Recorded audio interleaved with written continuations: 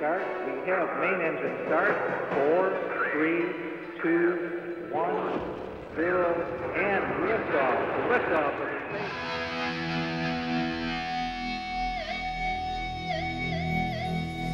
In our natural pursuit of knowledge, space has always mystified and beguiled us. Over the past 5 decades, we've pushed the final frontier inevitably onward into the ether. The cost has been colossal. Now every day, new data, new conclusions, and the thirst for deeper exploration propel us inexorably onward. The advantages of the discoveries made through space travel are myriad, but the fundamental curiosity as to what is out there will always fascinate and taunt us. Come with us now into the unknown and discover the disappearing frontier.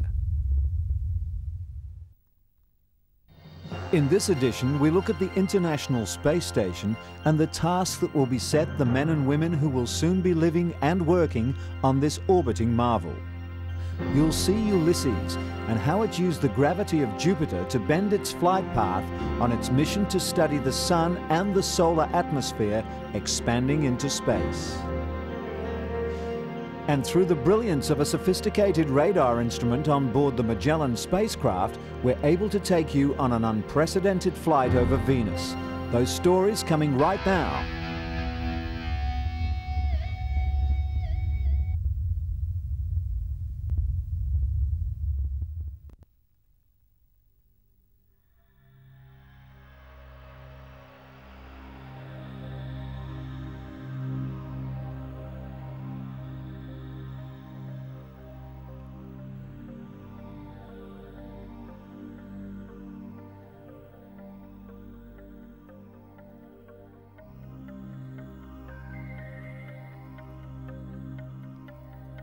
"40 years ago, we trained our eyes toward the stars as the first humans orbited the Earth. In the 70s, we looked up again to the heavens and saw humans actually working and living in orbit, and witnessed cooperation in space by bitter adversaries. By the early 1980s, the space shuttle was streaking toward orbit in the name of technology and discovery. The 90s will be remembered as the beginning of an era of space exploration, the development of the International Space Station. The world's largest laboratory in space will support scientific and technical research performed on Earth by taking advantage of the unique environment of space. This orbiting complex will remain aloft for up to 15 years and will allow scientists to accelerate the rate of discovery and invention for practical applications in health, medicine, materials and technology. Researchers will use the International Space Station to conduct experiments in 5 scientific areas. Research in biotechnology will enhance our ability to accurately characterize human proteins, enzymes and viruses at the molecular level by studying protein crystals grown in microgravity. Scientists may then develop better medicines to fight against AIDS, cancer, diabetes, and many other diseases. The International Space Station also opens another window onto the human body's adaptation to a gravity-free environment. Exposure to microgravity can cause an otherwise healthy astronaut to experience rapid loss of bone mass comparable to osteoporosis, but at a much faster rate. Until now, on-orbit research for US investigators in this field was limited to short-duration flights on the shuttle. Now, extended investigations on the station offer new insights into the aging process. Fluid physics research will utilize microgravity to examine the behavior of liquids, gases, and mixtures. Private industry will use the results of these studies on the behavior of fluids in the absence of gravity to design more efficient production processes. Agriculture can also benefit from space station research. Biologists have long studied gravity's influence on living organisms.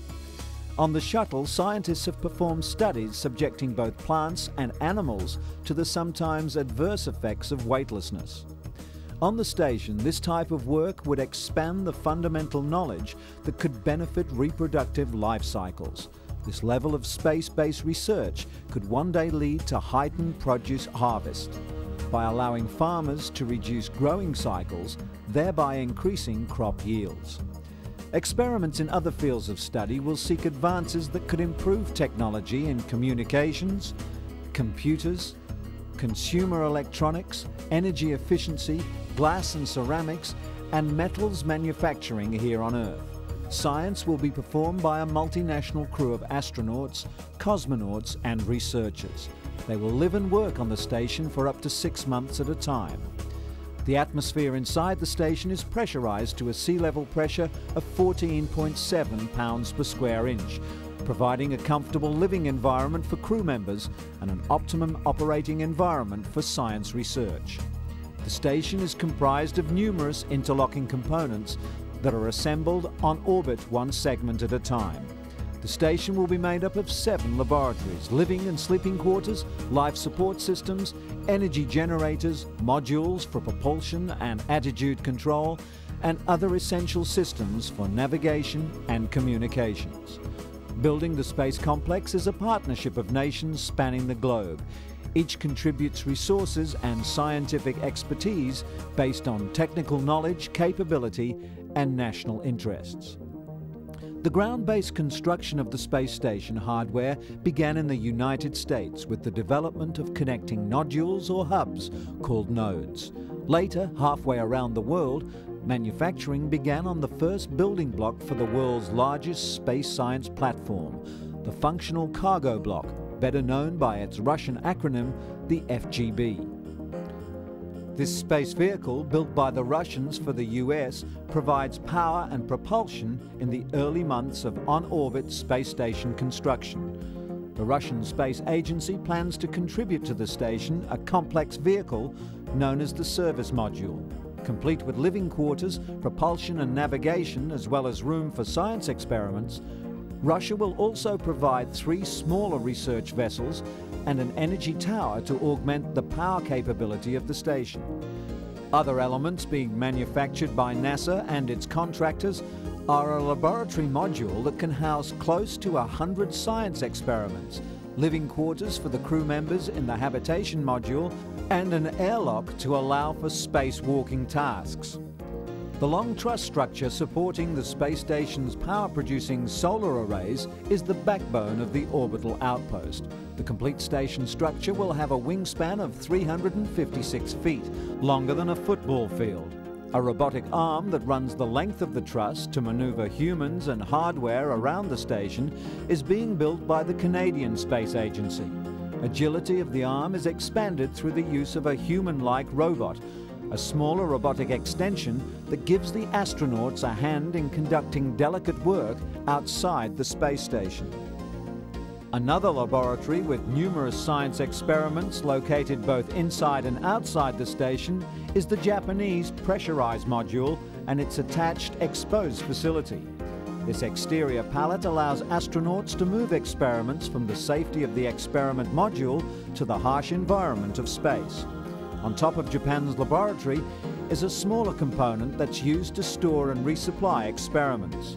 A smaller research module, built by the European Space Agency, offers yet another venue for scientists all over the world to see their life's work come to fruition on orbit. ASI, the Italian Space Agency, is building resupply vessels called mini-pressurized logistics modules, which will be flown to the station aboard the shuttle 4 times a year. These modules will hold food, equipment, and new experiments to be located in the station's various laboratories. Constructing space vehicles on the ground, then attaching them on orbit, will help each partner nation to learn more about how to build, maintain, and operate large structures in space.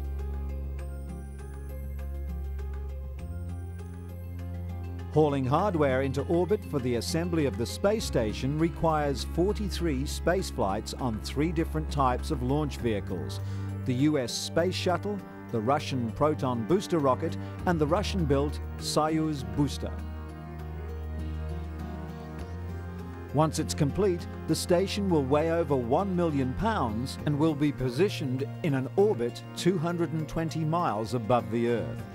The International Space Station will circle the planet every 90 minutes, travelling at a speed of 5 miles per second.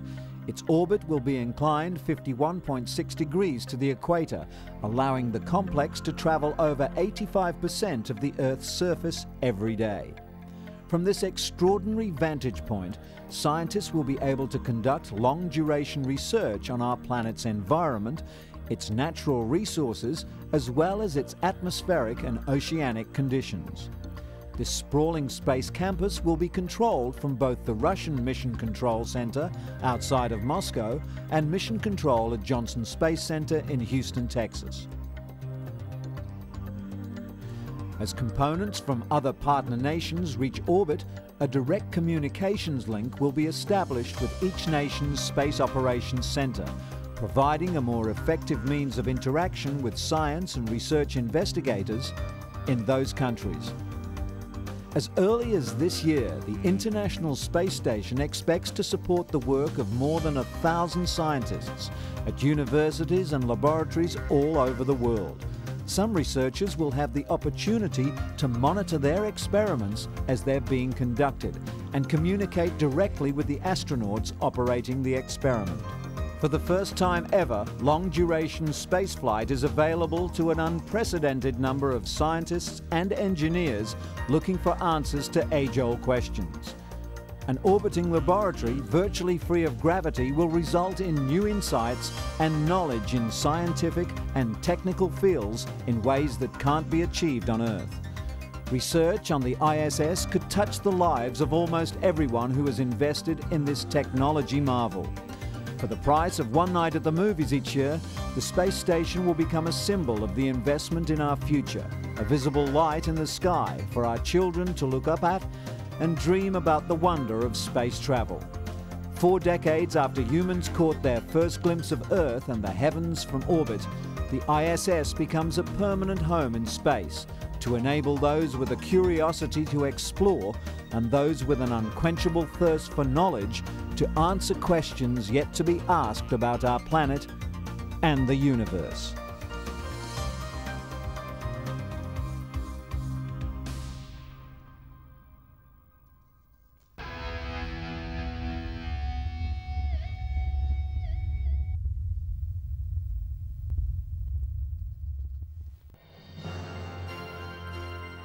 In June 1994, the Ulysses spacecraft began an expedition over the poles of the Sun. Its mission is to study the Sun and the solar atmosphere expanding into space. Little is known about this star at the center of our solar system, yet it dominates all life on Earth. To reach the high solar latitudes never before explored, the spacecraft used the gravity of an immense planet, Jupiter, to bend its flight path out of the plane in which the planets orbit. Looping back inwards towards the Sun, the spacecraft would then journey onto the Sun's southern pole. Ulysses was launched on October 6, 1990, aboard the Space Shuttle Discovery.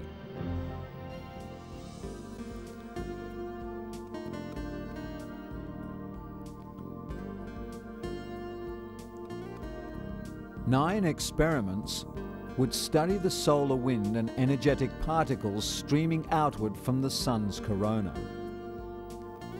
The experiments would also study cosmic rays entering the solar system from interstellar space. 16 months and 575 million miles after launch, the spacecraft began these investigations after its arrival at Jupiter. Closest approach occurred on February 8, 1992.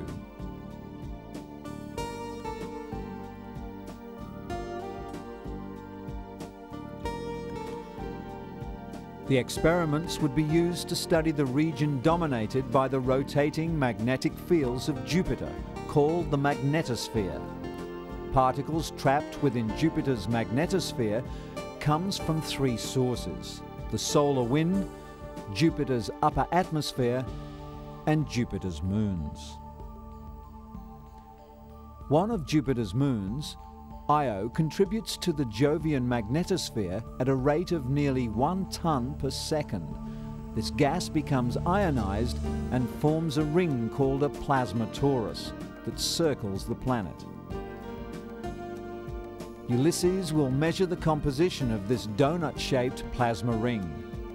At greater distances, a rotating sheet of plasma encircles Jupiter. Centrifugal force slowly drives gas in the plasma sheet outward until it eventually escapes from Jupiter. Outside Jupiter's magnetosphere is the solar wind. This wind blows at speeds of about 1 million miles per hour. The wind can't penetrate the Jovian magnetosphere, but is deflected around it.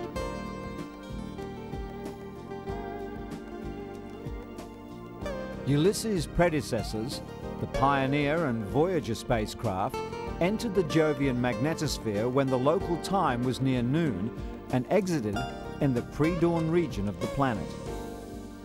The Ulysses spacecraft followed a path similar to its predecessors as it entered, but left on the dusk side of the planet.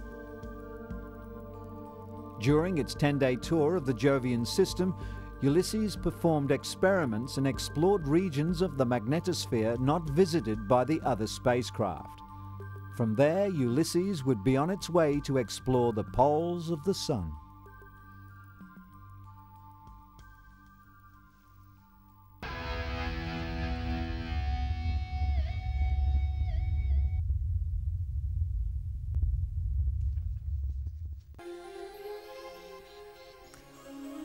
Venus, the brightest star in the evening sky, has captured our imagination for centuries. Its thick, swirling clouds have never allowed a camera or a telescope to glimpse the surface below. Since August of 1990, though, a spacecraft named Magellan has peered beneath this veil of mystery to show us the surface of Venus in unsurpassed detail. The secret of Magellan's success is a sophisticated radar instrument that operates with incredible speed and efficiency. During a burst of activity that lasts less than a second, Magellan acquires imaging, altimetry and radiometry data. This information is used to make images of the Venusian terrain, to determine the height of surface features, and to measure the microwave energy that is naturally emitted from the planet. Magellan gathers data for approximately 25 minutes during each 3-hour orbit around the slowly turning planet. Starting at the North Pole and moving south, Magellan maps strips that are about 16 miles wide and nearly 7,000 miles long. Twice during each orbit, Magellan turns its dish antenna towards Earth and transmits the data it has just acquired. While this happens, engineers on Earth trap the changing motions of the spacecraft to learn about Venus's gravitational field. The large antennas of NASA's Deep Space Network receive the stream of data from Magellan, then transfer it to NASA's Jet Propulsion Laboratory. Computers process the data into 15-foot-long image strips. These strips provide the first look at what Magellan has discovered. Additional processing of the strips reveals exciting and sometimes puzzling details. A massive lava flow that appears to come from the rim of an impact crater. A 4,000-mile lava channel that is unequaled in the inner solar system. And an unexplained jet-like streak associated with another impact crater. Computer technology combined with altimetry data enables us to take a simulated flight over the planet. We start at 3 impact craters, the largest approximately 40 miles or 60 kilometers across. The bright rim was created from debris that was thrown out when meteorites hit the surface. Moving southeast, we pause to observe a small volcanic caldera, then rise to focus on Alpha Regio, a highland region in the southern hemisphere that spans 800 miles. The circular feature at lower left is a corona. These features are found only on Venus and are thought to be volcanic in nature. Now we descend for a closer look at the complex terrain of Alpha Regio. Our path then zooms east over jagged reaches to a volcano with a fluted rim, unofficially called the Tick.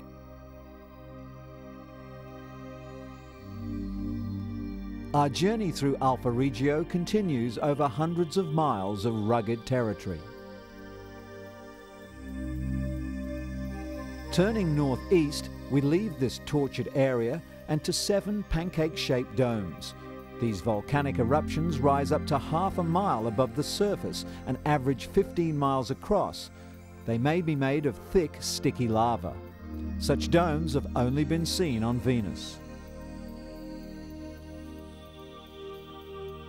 Our flight then continues to the west and ends near the rim of an impact crater. The colour used here is from a photograph taken from a Soviet probe that landed on the surface of Venus in 1981. Straight ahead is Sif Mons, a volcano that towers more than a mile above the surface of Venus.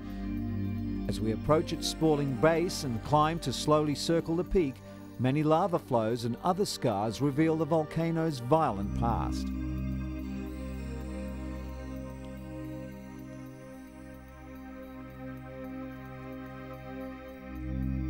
We turn south to look at another crater.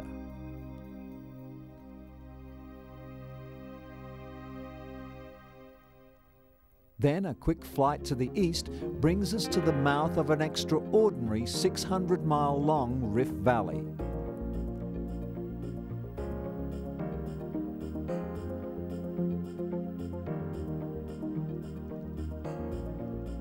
We arrive at another volcano named Gulao. Here we skim its mile-high summit and descend to view the lava flows and rigid terrain of its northwestern face. A volcanic caldera now in sight is further evidence of Venus's active geologic history.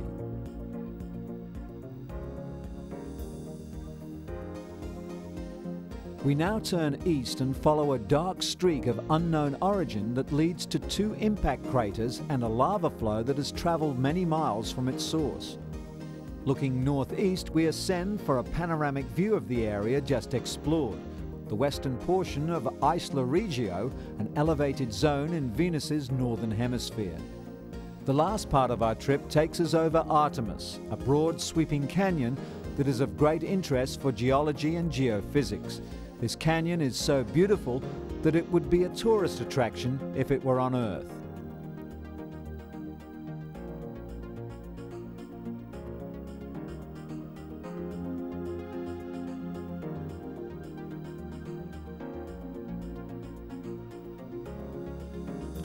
An important strategy for the extended mission was to change the angle of the spacecraft so Magellan could record a different view of the surface.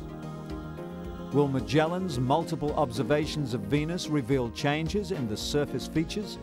Is Venus, like Earth, still an active planet? These and many other questions about this intriguing planet are likely to be answered as current and future generations of scientists analyze the data provided by the Magellan mission.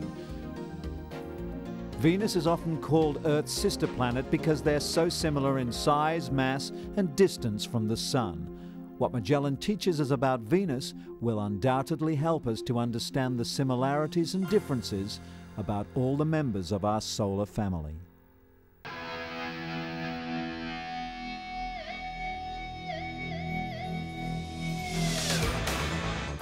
That brings us to the end of this edition. We look forward to your company next time. But remember, we are out there. What we can and can't see is out there, and the mysteries between us, although seemingly insurmountable, are encompassed by a disappearing frontier.